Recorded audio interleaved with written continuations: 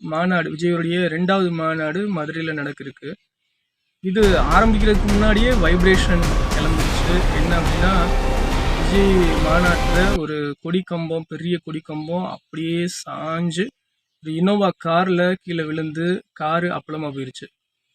உடனே அப்படியே பேச ஆரம்பிக்கிறாங்க. ஒருவேளை இந்த கம்பம் அப்படியே சாஞ்சு வேற யார் மேலேயா விழுந்திருந்ததுன்னா என்ன ஆயிருக்கும், அப்படி இப்படின்னு பேச ஆரம்பிக்கிறாங்க. இது பெரிய ஒரு தவறான சிம்டம், பேட் சிம்டம் அப்படி இப்படின்னு சொல்லிலாம் பேச ஆரம்பிக்கிறாங்க. இது ஜஸ்ட் ஒரு ஆக்சிடென்ட் தான். நம்ம போகிறோம், நம்மளுக்கு தெரியாமல் ஏதாவது நடந்திருக்கு, இல்லைன்னா வேலை பார்க்கக்கூடியவங்க ஏதாவது தவறாக வேலை பார்த்துட்டு இருக்காங்க, கவனக்குறைவாக வேலை பார்த்துருந்தாங்கன்னா இந்த மாதிரி இஷ்யூஸ் வரதான் செய்யும். இது எங்கே வேணாலும் வரும், இங்கே தான் வரணும்னு அவசியம் கிடையாது. இவ்வளோ பெரிய ஒரு மாநாடை அவங்க ஆரம்பிக்கிறதுக்கு அவங்க வேலை பார்த்துட்டு இருக்கும்போது சின்ன சின்ன இஷ்யூஸ் நடக்க தான் செய்யும். இது ஃப்யூச்சரில் நடக்காமல் இருக்கிறதுக்கு அவங்க என்ன செய்யணுமோ அதை செய்யணும் அப்படின்னு சொல்லிட்டு நம்ம வேண்டி கேட்டுக்கிறோம்.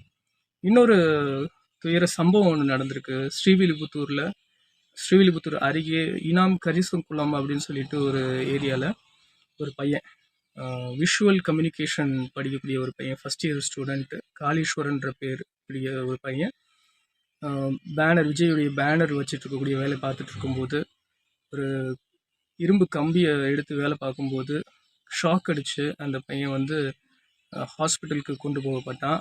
அந்த ஜிஹெச் ஹாஸ்பிட்டலில் அந்த பையன் இறந்துட்டான் அப்படின்னு சொல்லியிருக்காங்க. என்னுடைய வேண்டுகோள் என்ன அப்படின்னா, நம்ம இப்படி விஜயனுடைய மாநாட்டுக்கு வரோம், மாநாட்டு சார்ந்த வேலையை பார்க்குறோம், அதனால இப்படி உயிர் போயிருச்சு அப்படின்னு சொல்லிட்டு தான் பார்க்குறவங்களுக்கு தெரியும். அதுதான் உண்மையும் கூட. அப்படி இருந்தாலுமே விஜய் வந்து அவர் சென்னையில் இருக்கார், அவர் நம்மளுக்காக ஒரு ஆட்சி பண்ணணும், நம்மளை வந்து நல்வழிப்படுத்தணும் அப்படின்றதுக்காக தான் அரசியலுக்கு வந்திருக்காரு. அவரை நம்ம வந்து ப்ளேம் பண்ணுற மாதிரி இந்த மாதிரி விஷயங்கள் எதுவும் நடக்காதபடிக்கு நம்ம பார்த்துக்கணும். நாம் சேஃபாக பார்த்துக்கணும் அப்படின்றது தான் என்னுடைய வேண்டுகோளாக இருக்குது. அதை விட்டுட்டு நம்மளை பார்த்துக்கிடாம ஏதாவது ஒரு ப்ராப்ளம் ஏதாவது வந்துச்சு அப்படின்னா நம்மளை வச்சே எதிர்கட்சிக்காரங்களும் மீடியாவும் விஜயை வந்து தவறாக போர்ட்ரே பண்ண ஆரம்பிச்சிருவாங்க. ஸோ உங்களால் சேஃபாக எல்லா ஊரில் இருந்தும் மதுரைக்கு வந்து மாநாட்டை அட்டன் பண்ணிவிட்டு சேஃபாக வீட்டுக்கு போக முடியும்னு உங்களுக்கு தோணுச்சுன்னா மட்டுமே நீங்கள் மதுரைக்கு வாங்க.